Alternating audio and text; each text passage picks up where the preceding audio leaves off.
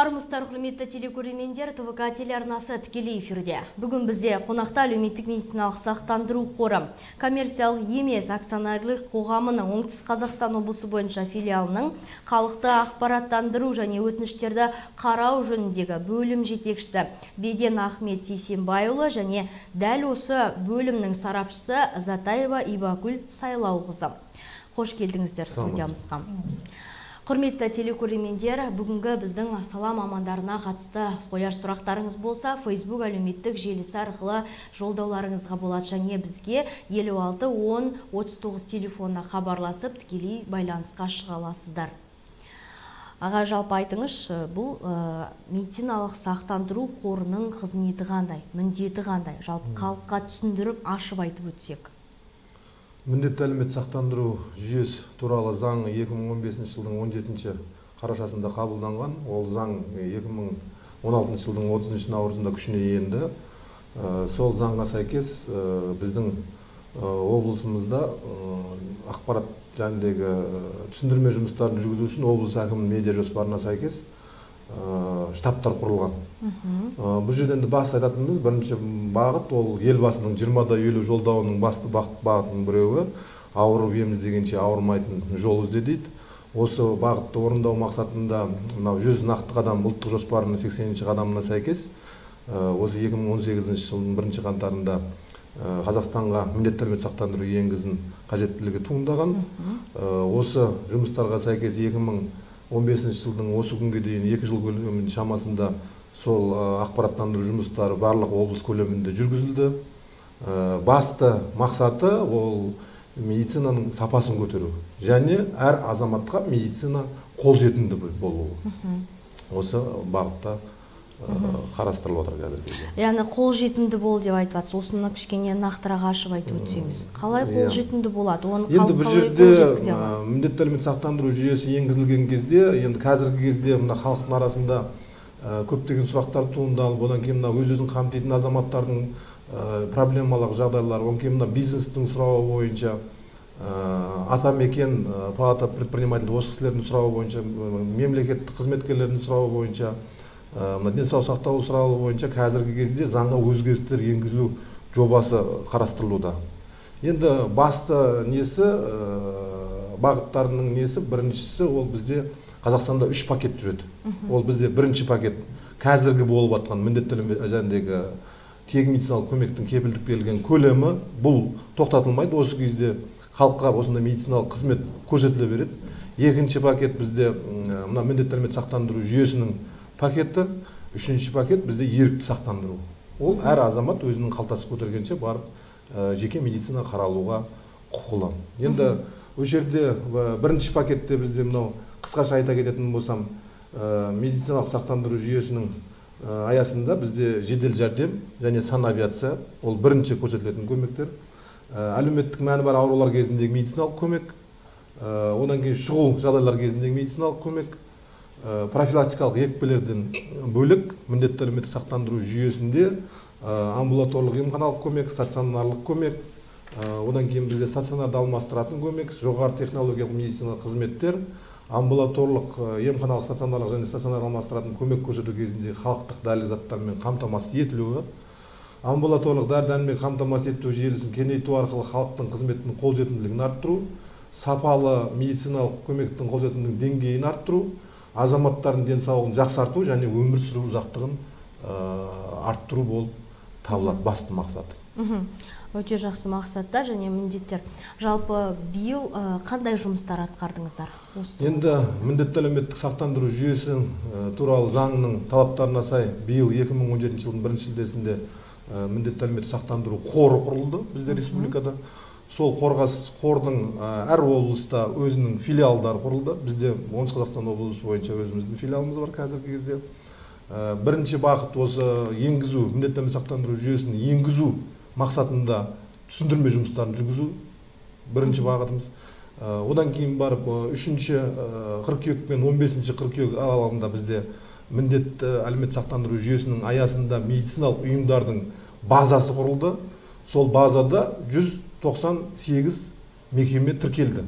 Оның 101 мемлекеттік, 98-і жаңағы жеке медицина болып тіркелді. Енді қазіргі кезде бәрімізге белгілі, елбасымыздың қойған талабының біреуі ол мына жеке кәсіпкерлікті дамыту және мына үлкен объемды разгрузка жасау, чтобы жәндегі халыққа сол қолжетімді болу үшін. Сол база құрылғаннан кейін бізде 15-ші қыркүйек пен 25-ші қыркүйек аралығында халықты тіркеу науқаны жүрді. Ол бойынша қазір мен әріптесім толығырақ тоқтала кетеді. Одан бер жағында мына 2017 жылдың 13-ші қарашасы мен 27-ші қарашасы аралығында осы тіркелген 198 медициналық мекемелер өзінің өтінімдерін тапсырды, что олардың қандай көмек көрсетілетін жайлығы. Қазіргі кезде осы медициналық көмек көрсету бағытында өтінімдердің бәрі қаралып, и 4-ші бағытымыз осы келісімшарттарға тұру. 2018 жылдан бастап медициналық көмек көрсету жұмыстарын бастайды. Қазір осы бағытта жұмыстар жүріп жатыр. Одан кейін айта кететініміз ішінде осы именно медицина саласының қызметін, сапасын бақылау үшін бізде 6 қараша күні халықтық бақылау деген сайт ашылды. Әр азаматқа ол қолжетімді. Әр азамат сол медицина көрсетілген жердегі сұрақтарға сәйкес өзінің ойын қалдыра алады. Және ол енді арыз шағымдап есептесек те болады. Егер ол жерде бір қандай да бір дұрыс медициналық сапалы көмек көрсетілмей жатса, ол келіп сол біздің форға түседі. Сол қордан осы филиалдарға келіп біз оны тексеруге де мүмкіншілігіміз, қарап отыруға да мүмкіншілігіміз туады. Арнайы мобильді жаңағы қосымша жүктеп алады. Оны кез келген адам өзінің ұялы телефонына жүктей алады, Бұны енді кез келген адам емес, бұл жерде осы мобильді қосымшамыз біздің мынау App Store болмаса Play Market жүктемесі арқылы кім жаңа интернет желісіне кіреді, сол кісілер ғана жүктеп алуына болады. Бұл жаңа Google-ға неге кіретті? Әлеуметтік медициналық сақтандыру, яғни МСК дейді да, халықтық бақылау. Болмаса ФМС, народный контроль. Солай жазып, сіздер іздеуге басасыздар. Сол кезде сіздерге жаңағы біздің әлеуметтік медициналық сақтандыру қорынан халықтық бақылау қосымшасы сіздің ұялы телефоныңызға, болмаса жаңағы гаджетіңізге ол қолжетімді болады. Сіз сол арқылы өзіңіздің биылғы 2017 жылдан бастап сіз егер медициналық көмекке жүгінген болсаңыз, қандай да бір медициналық ұйымға, осы біздің жаңа директор қорындағы медициналық мекемеге сіз жүгініп, соған баға беретін болсаңыз, сіз осы мекемеге 17 жылғы жаңа медициналық көмекке жүгінген мекемеңізге сіз баға беруге мүмкіндігіңіз бар. Ол жерде сіздің дәрігерді күткен уақытыңыз, сонымен қатар ол сізге дәрігердің берген тағайындамалары қаншалықты сізге түсінікті болды, және сіз осы емхананы басқа азаматқа ұсыналар ма едіңіз деген сияқты сұрақтар болады. Бірақ сіз осы жүктемеге кіріп осындай пікірлерді қалдыру үшін сіз міндетті түрде өзіңіз авторизация етуіңіз керек. Яғни аты жөніңіз, фамилияңыз, сонымен қатар иін номеріңізді тересіз. Сонда бұл тұлға ресми тұлға болып уже жаңағы біздің директор қорына сол сіздің ұсынысыңызды, пікіріңізді білу мақсатында бұл уже ресми тұлғаның ой пікірі болып саналады. Сонымен қатар сіз соңында өзіңіз ерікті түрде жазбаша өзіңіздің ой пікіріңізді қалдыруыңызға мүмкіндігіңіз болады. Әрине, енді өтініш халыққа жақсының жақсылығын айт, нұры тасысын дейді. Егер де сіз сол бір дәрігерге жақсылығын айтып, оны бір сондай бір жақсы бір ризалығыңызды білдіргіңіз келсе де болады. Сонымен қатар әрине жаңа шындығында қандай сіздің бір мәселеңіз туындаса, сол жөнінен де пікір қалдыруыңызға мүмкіндігіңіз бар. Жаңа айтқан жамандығын айт, құты қашсын дейді ғой.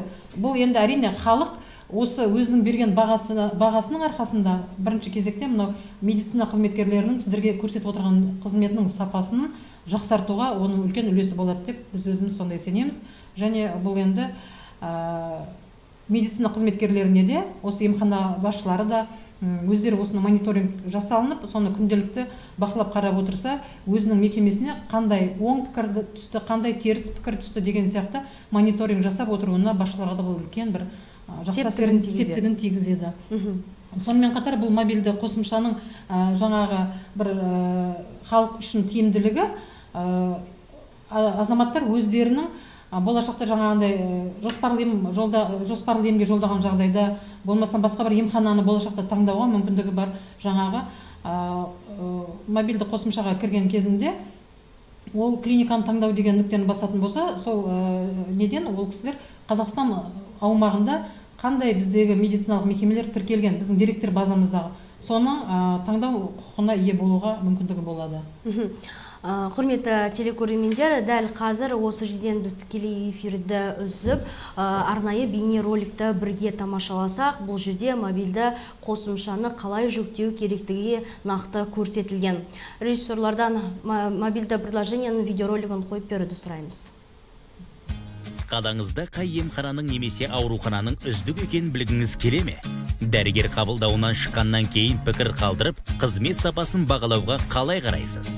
Бұдан былай осының бәрін медициналық сақтандыру қорының халықтық бақылау мобильді қосымшасының көмегімен жасай аласыз. Қосымшаны Apple Store немесе Play Market арқылы көшіріп алыңыз. Өзіңіз тұратын аймақты, пайдаланатын тілді таңдаңыз.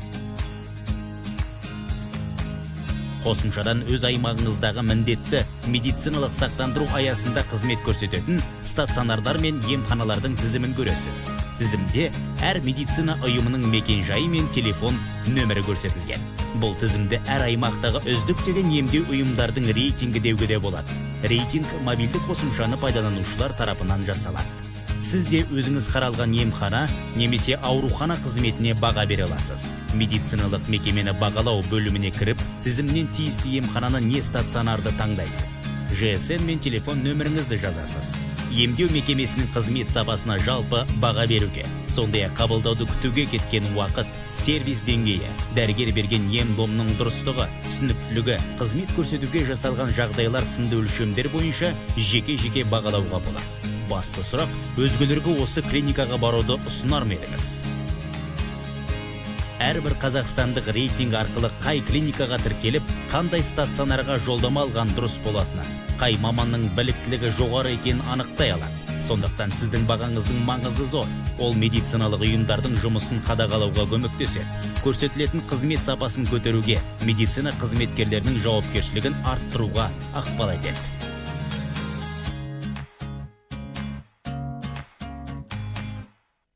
Медициналық сақтандыру қорының қызметін кім және қалай бақылайды? Медициналық сақтандыру қоры коммерциялық ұйым емес және ол табыс табу мақсатында құрылмаған. Қор Қазақстан үкіметіне бағынады. Оның жұмысы 3 түрлі бағытта бақыланады. Біріншісі, мемлекеттік. Медициналық сақтандыру қоры даму жоспарларын акционерлік қоғамдар мен мемлекеттік мекемелерге қойылатын бірыңғай талаптар бойынша әзірлейді. Бұл жоспар түрлі министрліктермен келісіледі. Даму жоспарының орындалу барысын ұлттық экономика министрлігі қадағалайды.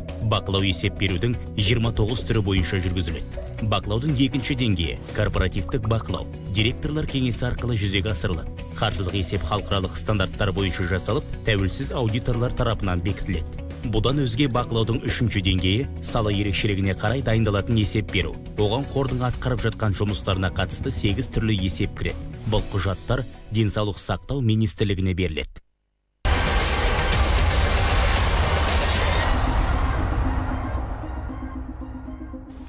Жалғастырамыз. Жалпы дәл қазір біз арнайы дайындалған бейне роликті тамашаладық. Бұл жерде мобильді қосымшаны қалай жүктеу керектігі, ол жердің қандай мақсаты, міндеті бар екендігі нақты көрсетілген. Сондай-ақ екінші бейне роликте медициналық сақтандыру қорының қызметін кім бақылайтындығы жөнінде айтылған. Осыған біз дәл қазір тоқталатын боламыз. Ол туралы өздеріңіз ашып айтып, халыққа түсіндіріп берсеңіздер. Енді қордың жұмысын бақылайтын өзінің ішінде, қордың ішінде комиссия болады бірінші. Одан кейін мына үкіметтің ішінде комиссия болады. Оның ішіне кіретіндер бас прокуратура, есеп комитеті, басқа да министрліктер осы құрамында арнайы комиссия осының жұмысын бақылап отырады. Жаңа бейнероликте көргендеріңіз 46 отчет тапсырылады екен бір жылда. Сонда әр іс-әрекетіне өзінің тиісті экспертизасын жасап, ол бойынша мына акт толтырылып отырады. Сол актілердің бәрі қандай жұмыс атқарылған жайлы сол жерде мәліметтің бәріне толығымен көрсетіліп, отчет тапсырылып отырады. Сол отчетты сол бақылап отыратын болады. Енді бізде оңтүстік Қазақстан облысына келетін болсақ, біздің филиалда қазіргі кезде комиссия жұмыс жасап жатыр. Осы жаңа тапсырылған өтімдер, одан кейін база құрылды деп айтып кеттік, сіздерге көрдіңіздер. Одан кейін жөніндегі халықты тіркеу науқаны өтті. Одан кейін мына үшіншісі бізде қазіргі кезде өтінім өзінің қандай медициналық көмек көрсетілетіні жайлы өтінімдерін тапсырып, оған тиісті құжаттар тіркемесін тапсырған комиссияда бізде бірінші Атамекен палатасының мүшелері бар, 2 азаматы. Одан кейін неправительственный дейміз, мемлекеттік емес осы азаматтардың пациенттердің құқығын қорғайтын бөлімнің басшылары бар. Одан кейін бізге осы именно медицина саласының қызметкерлері бар, арасында экономисттер бар, заңгерлер бар. Осы бір топ комиссия қазіргі кезде жан-жақты қарап, сол бойынша жұмыстар жасалып жатыр. Осындай бақылауда жұмыстар қазіргі кезде жүріп жатыр. Енді біз әлеуметтік желден келіп түскен сауалдарға және сұрақтарға кезек берейік. Жалпы медициналық қордағы қаражат қандай медициналық қызметке жұмсалады дейді? Кім жауап береді бұл бойынша? Медицина енді бұл жерде қазіргі кезде халыққа түсіндіру қылып айтайық біз. Мына жерде міндетті сақтандыру жүйесіне туралы заңға сәйкес 15 жылдың осы 2018 жылдың 1 қаңтарынан бастап міндетті сақтандыру жүйесі жұмыс жасау керек еді. Алайда жаңа мен айтып кеткендей, осының алдында мынау бізде өз-өзін жұмыспен қамтитын 5 категория ғой бізде. Біріншісі өз-өзін жұмыспен қамтитын азаматтар, екіншісі мемлекеттің қарауындағы 14 категориядағы азаматтар, үшіншісі жұмыс беруші, жұмысшы, одан кейін барып мына жеке кәсіпкерлер. Сол қазіргі көтеріліп жатқан жеке кәсіпкерлердің сұрақтары бойынша, ұсыныстары бойынша, одан кейін жаңа елбасымыздың өзі қыркүйек айында айтып кетті, осы 3,5 миллион халықтың жағдайы қандай болады деген сұрақ қойылды. Бірақ енді заңның талабына сай өз-өзін жұмыспен қамтитын азаматтар ол 1414 теңге айына жарна аудару керек, содан кейін барып ол осы жүйенің қатысушысы болады деп заңда белгіленген.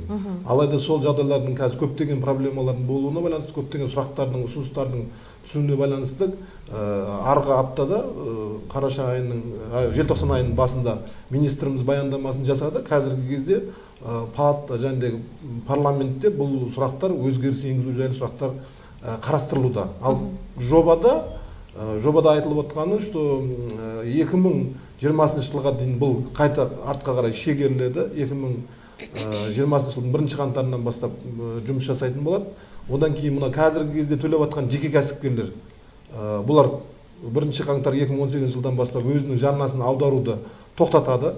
Тек қана жұмыс беруші ғана осы күйде қалады. Осы жұмыскерлер үшін 1%-ын 2020 жылға дейін аудара отыра береді. Одан кейін жеке кәсіпкердің қолында егерде жұмыс жасайтын қызмет жәндегі азаматтық түрде келісімшартпен қызмет жасап жатқан азаматтар болатын болса, жеке кәсіпкерлер өз үшін төлемейді жарнаны, аудармайды. Бірақ қолындағы қызметкерлер үшін 1,5% 2018 жылды 1 қаңтарынан бастап аудара бастайды. Ал енді жаңа айтып өткен әлсіз топтар 14 категориядағы мемлекеттің қарауындағы категориялар, оған мемлекет 1 қаңтар 2018 жылдан бастап төлеу жарна аудару керек еді, 3,75%. Бірақ ол жаңа шегерілуіне байланысты 20 жылдың 1 қаңтарына қалдырады деп отыр. Ең ақырғы сұрақ біздің жаңағы айтып кеткен өз-өзін қамтитын азаматтар. Олар жұмыссыз ретінде тіркелмеген, бірақ оны такси айдап, болмаса базарда өзінің саудасын жасап, тағы да басқа өз-өзінен жаңағы салық комитетіне тіркелмей, өз-өзімен жұмыс жасап жатқан азаматтар, өз-өзін қамтитын азаматтар болып есептеледі. Ол өз-өзін қамтитын азаматтар сол 1 қаңтар 2018 жылдан бастап төлеу керек еді, бірақ оны қазіргі заңға жобада ол да 20 жылдың 1 қаңтарына қалдырылып отыр қазіргі. Сондықтан бұл міндетті әлеуметтік сақтандыру жүйесі 20 жылдан бастап өзінің жұмысын бастайды. Сол кезде пакет өзін бастайды. Тағы бір сауал, тұрғындардың көбісін мазалайтын сұрақтың бірі дейді. Егер қандайда бір қымбат ота жасау қажет болса, қаражатты қордан төлеу мүмкіндігі болады ма дейді. Енді бұл жерде қандайда бір ота жасау керек деген сұрақ, бұл енді егерде көрсетімі болған жағдайда, тікелей көрсетімі болған жағдайда, науқасқа бүгінгі таңда пациентке бүгінгі таңда медициналық көмек қай деңгейде, қай көлемде көрсетіліп отыр, осы бүгінгі тегін медициналық көмектің кепілді көлемі бұл 20 жылға дейін өзінің жалғасын табады. Бұл жерде өйткені азаматтар ешқандай өзінің жеке табысынан, өзінің жеке жаңағы айлық жалақысына біз пайыз төлемейміз ғой. Сондықтан бұл жерде әлеуметтік медициналық сақтандыру қорының екінші пакеті, сақтандыру қорының пакеті 20-шы жылға дейін бұл жаңағы жобада енді шегерілді деп отырмыз 20-шы жылға дейін. Сол үшін ол қымбат па, арзан ба, егер де оның көрсетімі болса, сол науқастың көрсетімі болған жағдайда ол медициналық жаңа көмек толық көлемде көрсетіледі. Және бір айта кететін жағдай, мынау азаматтардың 20-шы жылдан кейінде аударған жарнасының көлеміне қарамастан, мейлі ол 1414 теңге болсын, мейлі ол 2445 болсын, болмаса жаңағы әрбір азаматтың өзінің жалақысынан 1% дедік қой, соған қарамастан оған қажетті медициналық көмек толық көлемде көрсетіледі. Бүгінгі таңда біздің Қазақстанда мынау енді қымбат операциялардың бірлі, бұл жаңағы жүрек оталарына жаңа бағытталып отыр. 44 миллионға дейін бізде операция жасалынып отыр. Сол операциялар көрсетімі болған жағдайда ол жаңағы аударған жарнасына қарамай толық көлемде көрсетіледі. Осында жаңағы бір айта кететініміз, жаңа біздің елдің мақтанышы, осы жақында ғана өздеріңіз білесіздер, телеарналардан біздің отандық өзіміздің мықты жаңағы кардиохирургымыз бар, Пия деген кісі азамат, сол сондай керемет операция жасап шығарды. Сол енді бұл жаңағы біз енді басында айтып кеттік қой, біздің деректер қорында деп айтып отырмыз, мынау жеке кәсіпкерлерді қолдап отырмыз ғой, медициналық мекемелерді. Мынау біздің облыс көлемінде, қала көлемінде бұл алпауыт біздің мынау Даумет, Медикер, Интертич, болмаса Орынбаев клиникалары. Сонымен қатар Түркістан қаласындағы Ақмарал, Санита, Талғат клиникалары, клиника диагностикалық орталық бар Қожа Ахмет Яссауи атындағы. Осы жеке клиникалардың барлығы біздің мынау елімізге, біздің Қазақстанға өзінің үлкен жаңағы көмегін алып келеді. Өйткені осындай қымбат операцияларды жасағанға, сонымен қатар мынау мемлекеттік мекемелерде қазір барлығы кезек күтіп тұрған, айтады ғой, жаңа халық енді шындығына келгенде емханада кезек күту, болмасам жаңа бір анализдер тапсыру өте ұзаққа созылады мерзімі деп. Солардың жүктемесін азайту мақсатында біз жеке клиникаларды, биылғы жылы жеке клиникаларды өзіміздің деректер қорымызға алып, ол кісілер үлкен сенім артып отыр осы тегін медициналық көмектің кепілді көлемін алуға. Жаңағы сонымен қатар мемлекеттік мекемелермен бірге тепе-теңдік жағдайда бірдей қызмет көрсетуге мүмкіндік алып отыр. Бұл әрине бірінші кезекте кәсіпкерлікті қолдау, екінші кезекте бұл халықтың жаңағы тиімділігі үшін.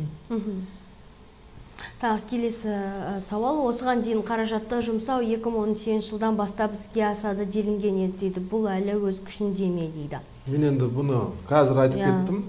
Біздің осы қазіргі кезде парламентте қаралып жатқан заңның жобасында 2018 жылдың 1 қаңтарына емес, ол 2020 жылдың 1 қаңтарына дейін қайта шегерілетін болып жатыр. Демек, енді ол іске асада, жоба әлі қаралу үстінде. Тағы бір сауал Арастық Қалиевадан келіп түскен екен. Осы аударымды авансам за весь период аударуға дейді. Яғни 6 айға бір рет аударуға болады дегенді естігем. Ай сайын аударсанда толық айларды қосып аударсанда сол бір қорға түседі емес пе дейді. Өте орынды сұрақ. Мына жерде бізде осы облыстың көлемінде түсіндірме жұмыстарын жүргіздік осы 2 айдың көлемінде. Осы сұрақтар өте көп болды. Әр ай сайын төлегеннен гөрі осы жеке кәсіпкерлерге, басқаларға өзінің қамтып жаңағы жеке кәсіпкерлерге бұны сол 6 айын бір төлеген тиімді болып тұр. Өйткені оны жасыратыны жоқ. Мынау Қазпоштада болмаса басқа банктерде болса жаңағы төлеген бір айын төлесе 2445 теңге белгіленген, анау ең төменгі 2 айлықтың 5% дейміз ғой, жеке кәсіпкерлер. Ол 2445 теңге. Соны төлеген кезде соның услугасы, қызметі сол банктердің 32%, 28% болып есептеледі екен. Сонда 2445 теңге төлесе 560 теңге ма уже услуга болып қалады екен. Сонда әр айға бөлгенде олғанда азаматтарға ауыр тиетіндігі бар. Ол заңға сәйкес қарастырылған, ол 6 айдың көлемінде төлеп тастауға ол мүмкіншілігі бар. 3 айда болмасам жаңағы 6 айда болмаса жылдық қылып төлеуге болады бір рет. Ол халықтың қарастырылған заңда. Заңда сондай. Заңда қарастырылған. Жалпы сіздерге халықтар қандай өтініштермен көбірек келеді? Өздеріңізді ақпараттандыру және өтініштерді қабылдау бөлімі дейсіздер. Көбіне қандай өтініштермен көп халық келеді Енді сіздерге? бұл жерде өтініш бізде сол қанша жарна төлену керек, кім қанша төлейді, кім қай кезден бері төлеу керек деген сұрақтар орын алады. Ол бізде көбісіне жеке кәсіпкерлер, одан кейін мынау зейнеткерлер, жаңа алтын алқа, батыр аналарымыз бар. Сол кісілер өздерін ойлайды, қай кезден бастап соны төлейді, кім төлейді, қалай төлейді деген бәрінің қызығушылықтары өте жоғары. Енді мен жаңа айтып кеттім, жеке кәсіпкерлер олар осы заңға сәйкес 1 шілде 2017 жылдан, биылғы жылдың 1 шілдесінен бастап 5% ең төмен айлықтың 2 айлықтың 5%-ін төлеп жатыр, ол 2445 теңге. Оны осы 31 желтоқсан 2017 жылға дейін төлейді, содан кейін ол тоқтатылады. 2020 1 қаңтарына дейін. Ал енді бізде анау жәндегі есеп беру деген болады салық комитетінде. Соған сәйкес ол есеп беру келесі айдың 25-іне дейін деген болады, болмаса 2 айдың ішінде деген болады. Сол үшін ол келесі айдың 2018 жылдың 25 қаңтарына дейін, болмаса 2018 жылдың 18 ақпанына дейін оны төлей беруге болады осы биылғы жәндегі нені. Ол өзінің есеп беруіне сәйкес. Бірақ 1 қаңтардан бастап тоқтатады. Оны төлейтін бәрі осы биылғы 6 айлық жәндегі жарналары. Енді екінші толғандыратын вопрос көп келіп түседі бізге, бірақ толғандыратын да сұрақ емес, ол үлкенді дүние емес ол. Соны келіп түскен сұрағы, зейнеткерлер дейді, қай кезден бастап жарна аудару керек дейді. Зейнеткер олар өздеріне жарна аудармайды. Зейнеткер ол жаңа 14 категорияға кіреді. Ол өзі жәндегі мемлекет олар үшін 2017 жылдың 1 қаңтарынан бастап 3,75% төлеу керек еді, жарна аудару керек мемлекет солар үшін. Бірақ ол жәндегі 2020 жылдың 1 қаңтарына шегерілді. Енді бұл жерде 14 категорияны айта кететін болсақ, халыққа түсінікті болу үшін мен толығырақ тоқтала кетейін. Ол енді бізде біріншісі балалар, 18 жасқа бала. Екіншісі жұмыссыз ретінде тіркелген азаматтар. Вот осы сұрақ қазіргі кезде халықтың арасында өте толғандыратын сұрақтың біреуі. Бұл енді қажетті болса да жұмыс жасамаса, ол ойлайды, мен жұмыссызбын деп. Негізі ондай түсінік емес. Бұл жерде әр азамат өзінің алған жоғарғы білім немесе орта кәсіптік, болмаса сол жерде жұмыспен қамту бөлімінде оқытылып сертификат алған. Жаңа елбасының жолдауы бар ғой, 20-20 деген. Соған сәйкес, егер азаматтың білім болмаса, оны оқытады, бұл бір профессия. Сол азамат сол өзінің дипломын алып барса, жоғарғы білімі туралы немесе орта кәсіптік, сөйтіп өтінішін білдірсе жұмысқа, ол жұмыспен қамту бөлімі оған жұмыс тауып береді. Иә. Ол жұмыс тауып бергеннен кейін ол жұмыссыз болып есептелмейді. Бірақ сол азаматтарымыз, әсіресе жас мамандарымыз, сол жұмысты алғаннан кейін енді оның жалақысы қанағаттандырмай ма, болмаса әріптестері қанағаттандырмай ма, енді жалақысы төмендеп те айтуға болады, көп жерде өзімізге де келіп жатқандар бар. Сол үшін ол азаматтар жұмыс өзіне керек болмағаннан кейін жұмыс жасамай қояды. Одан кейін 2 айдың көлемінде оны қайттан жұмыспен қамтиды. Сол кезде де сондай сұрақтар болады. Ол уже содан кейін не алса, ол уже жұмыссыз ретінде тіркелген азамат болмайды, ол уже өз-өзін қамтитын азамат болады. Жұмыссыз деген азамат ол өзінің білімі туралы құжаттарды өтінішімен жұмыс сұрап өткізсе жұмыспен қамту бөліміне, сол кезде оған жұмыс тауып бере алмаса, оны жұмыссыз ретінде деген статусқа тіркеп қояды. Соны біз жұмыссыз дейміз. Ал енді көшеде такси айдап жүрген, болмаса базарда көкөніс сатып өзінің жәндегі несін қарап жүрген, болмаса сезонный работа дейміз ғой, мына барып мақта шабатын, болмаса не жәндегі алма теретін деген сияқты уақытша жұмыстарда жасайтын азаматтар, олар өз-өзін қамтитын азаматтар болып есептеледі. Енді 4-ші категорияны айтамыз, ол енді бір жерде түсінікті деп ойлаймын. Сол үшін біз басымызды ашып алу керек. Кім жұмыссыз, кім жұмысты. Өзін қамтитын азамат деген сияқты. Сол үшін халық бір жерде адаспау керек, соны өз-өзін білу керек. Ары қарай 4-ші бала 3 жасқа толғанға дейін оның іс жүзінде тәрбиелеп отырған жұмыс істемейтін адамдар. 5-ші бала тууға, жаңа туған баланы асырап алуға байланысты, бала 3 жасқа толғанға дейін оның күтіміне байланысты демалыста жүрген адамдар. 6-ші мүгедек балаға күтім жасаудың жүзеге асыратын жұмыс істемейтін адамдар. 7-ші зейнетақы төлемдерін алушылар, оның ішінде Ұлы Отан соғысының қатысушылары мен мүгедектері. 8-ші қылмыстық атқару жүйесінің мекемелерінде сот үкімі бойынша жазасын өтеп жатқан азаматтар. 9-ші тергеу изоляторындағы адамдар. 10-ші жұмыс істемейтін оралмандар. Ол енді жаңа азаматымыз мемлекетке келсе, тіркелсе, оралман статусы береді, сол 1 жылдың ішінде ол азаматтығын алу керек. Сол кезге дейін мемлекеттің қарауында болады. 11-ші алтын алқа, күміс алқалармен наградталған, немесе бұрын батыр ана атағын алған, сондай-ақ 1-ші және 2-ші дәрежелі ана даңқы ордендермен наградталған көп балалы аналар. 12-ші мүгедектер, 13-ші орта техникалық және кәсіптік орта білімнен кейінгі жоғарғы білім беру, сондай-ақ жоғарғы оқу орнынан кейінгі білім беру ұйымдарында күндізгі оқу нысанында білім алып жатқан адамдар. 14-ші осы білім алып өзінің жәндегі дипломын алғаннан кейін 3 айдың көлемінде ол мемлекеттің қарауында болады. 3 айдан кейін ол ары қарай өзі жұмыскер болады, болмаса өзін қамтитын азамат болады деген бағытта өзінің осы 14 категорияға азаматтар. Бізде осы көп сұрақтар осы 14 категориямен келеді. Біз қай салаға жатамыз деген сияқты. Бізде енді қазір тіркеу науқанына зәл тоқтала кетеміз, бірақ осы биылғы жылы 3 рет тіркеу науқаны жүрді. Соның 2-ші шілде айында өткізген тіркеу науқанында статусын анықта деген бар. Сонда ол қай статусқа жатады ол? Жеке кәсіпкер ма, жұмысшы ма, жұмыс беруші ма, болмаса жәндегі 14 категорияның ішінде мен атап өткен әлсіз топтағы азаматтар ма, соны біз сол кезде анықтағанбыз. Қазіргі кезде көп азаматтар осыны түсіне бермейді, бірақ осы түсіндірме жұмыстарын жүргізу барысында бәріне жеткізіп қолымыздан келгенше жеткізіп жатырмыз қазір. Жарнаны аудару бойынша тағы бір сауал келіп түскен екен. Рыстық Алиева түсінбеген секілді. Кішкене сіздер толықтырып өтсеңіздер өз жауаптарыңызда. Менің сіздерден түсінгенім дейді, сонда мен келесі жылға жарнаны төлемей дейді. 2020 жылдан бастап қана төлеуім керек пе? Мен биылғы 6 айға толық төлеп қойған едім дейді. Мен енді қанша сұрақты түсінгенім, мына жерде значит бұл Рыстық Алиева бұл жеке кәсіпкер шығар. Адвокат екен бұл. Адвокат, дұрыс. Жеке кәсіпкер, адвокаттар, жеке адвокаттар, жеке нотариус, жеке сот орындаушылар, медиаторлар, бұлар жеке кәсіпкер есептеледі. 6 айға төлеп қойған өте орын, осы орынды заңға сәйкес осы күнге дейін қазір қарап отыр ғой заң жобаға дейін осы 6 айдың көлемінде жәндегі ең төменгі 2 айлықтың 5% деп қайта айта кетейін мен, чтобы бәріне түсінікті болу үшін. Ол 2445 теңгені осы 6 айдың көлемінде төлеп тастау керек. Осы заңда көрсетілген.